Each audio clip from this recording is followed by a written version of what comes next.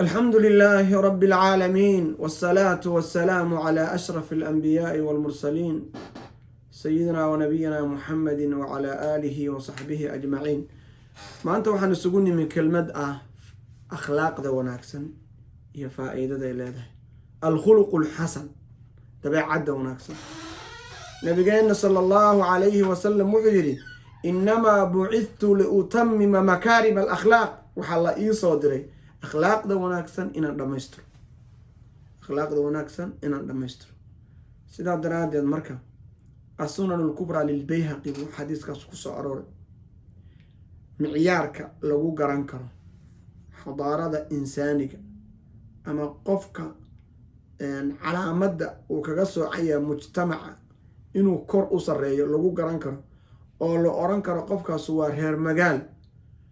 وإنه أخلاق ونكسلي أخلاق ونكسل مركب محيته لأن الأخلاق أخلاق هي ثمرة الإيمان وامرها قفك إيمان كسكت الجمع إيمان قفك كجرة أخلاق ذا كترجمته هي العبادات هي العقيدة فإن حسنت وكملت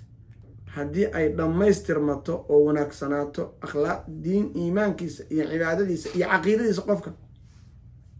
حسنت الأخلاق أخلاق ديس وناكسنانيس وأنا لما يسترمته هدي مركع عقيدة ديس أي دون سنتها أما عبادة ديس أي دون سنتها أو انهارت أخلاق دي سنة وابربورة سمركز إلا أخلاق ذو وحي كحرانتها إيمانك عبادة دي كحرانتها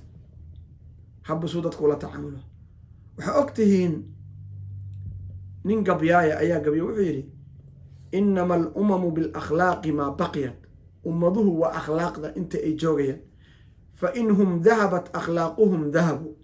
هدي أخلاق ذو تكتو يقنا وايتاقي واكو داهن نبينا عليه الصلاة والسلام حديث 40 كويا له وحنا شيء صدح قضب أو مهم علاقة قفك يا إلهي كذا حيسة نفتي سوحة أباهنتها هي علاقة عادتك اللي يلنس مركز إلهي يا ذي هجاجسد نفت هذا جده هذا هجاجسد وحي كذا حي ومدة يا ذي رحلنا أنا هجاجسد وحنا نقول مركز قف لما يستر ما هيكون على أنتاس نبينا عليه الصلاة والسلام حديث كاوحونا وكنت المامي صدح قاعدة أواوين شراح ذا لا شرحي حديث كاسنا لا يعد ولا يحسب لما نطيرين كرا لما نحسابين كرا محاكم إذا اتق الله حيثما كنت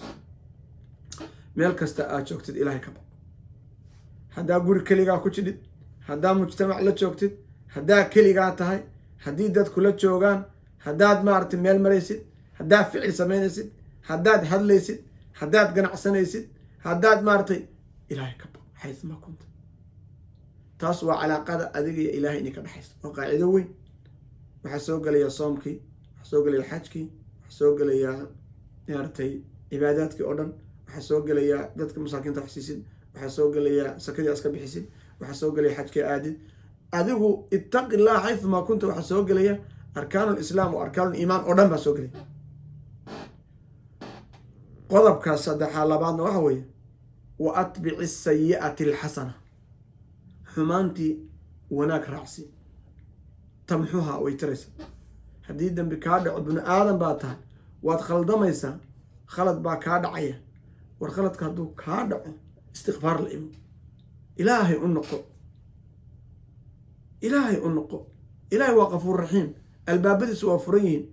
هبينكي مركي ثلث ليل وهراه سماء الدنيا أسدقا وحي رادا وحي تمداف ويدي سنة يا مجرى وأن كتب الأقبلا وحي ويدي سنة وح مجرى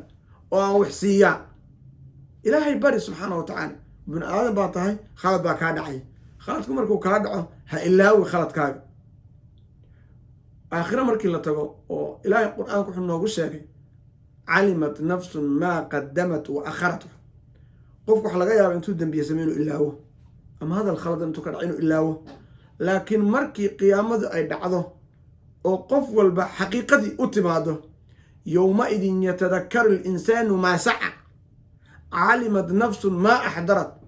علمت نفس ما قدمت وآخرت مركز سبحان عيه لستجي يدنبجي أصلا يسوي يوحي كادعي رب أركيسا wax la qaban karaana ma jiro markaas wax la qaban karo ma jiro markaas waqtigu waa dhammaad yowmaidin yatadakkaru linsaanu wa annaa lahu dikraa wa annaa ay kayfa tanfacu dikra yani xasuus markaa maxay taraysaa wixii waa arkay already waa qoran yihiin meel laga noqdo ma jiro albaabka toobadkeenka waa xirmay maanta albaabka toobadkeenka kuu furan salaadkii waa kuu furan cibaadaadkii baa kuu furan waxbaa la bixi kadhaa waad caafimaad qabtaa waad shaqaynaysaa ilaahay ka baq oo ilaahay u noqo ittaqi illah xaysumaa kunt wa atbici sayi'ati alxasana xumaantiina waxaa raacsiisaa alxasana wanaag raacsan wanaagga la raacsiinaya waxaa ugu horeysa haddii dembi kaa dhaco istikfaarta ilaahay u noqon dembigii ka foq ilaahay bari dib duma hoogu noqon wamaa ilaa dalik taasuna waa naftaada gudaheeda wixii ka dhacay dadkiina wa khaaliqi innaasa bikhuluqin xasan dadkiina waxaa kula dhaqantaa dabeecad wanaagsan weji furfurnaan dulqaad sabur hadday ku caayaan ammaan hadday maaragtay qofku hadduu waxaa la yidhi darajada ugu sarreyso qof gaaro dabeeca wanaagga waxaa ka mid ah qof baa kuu yimi waa ku caaye markaasaa tiri waad u ducaysa ilaahay khayra ku siiya walaalo dembigaagana allaha dhaaf waaridkaana allahu naxariisto adigana ilaahay ku sarfogaatay waa kan ugu sarreysa idfac bilatii hiya axsan faida aladii baynaka wa baynahu cadaawa kaannahu waliyun xamid qofka markuu ilaahay weligiis wuxuu kuu noqonayaa intuu kuu yimi buu ku caayay oo ama wax kuu dhuftay ama wuxuu raba kugu sameey markaasaa u ducaysa ama waa ammaanta waa arrinta darajada ugu sarreysa dabeecad wanaagga marka waxaa la doonayaa dabeecadda wanaagsan dadka lagula dhaqmayo waxaa ka mid a ama raadka ay leedahay waxaa ka mid a dabeecadda wanaagsan adduun iyo aakhiraba raad bay leedahay horta athar bay qofka ku reebtaa dabeecadda wanaagsan qofka muslimka noloshiisa waxaa ka mid a qofka muslimka noloshiisa haddii qofku uu ku sifoobo dadkaa u imanaya cadowgiisaa yaraanaya dadkaa jeclaanaya inay dadku usoo dhowaadaan bay dalbayaan qofka iska jeclaanayaan dadku yacni waa dabeecadda wanaagsan saameynta ay leedahay waxaa ka mid a raadka ay leedahay dabeecadda wanaagsan mashaakilaadkay yaraysaa khilaafaadkana macnaas waa yaraysaa soana qofa iska hor imanaysaanba ma jiro qof walba waxaa leedahay walaala khayr dhaqankiisa la qaabilaysaa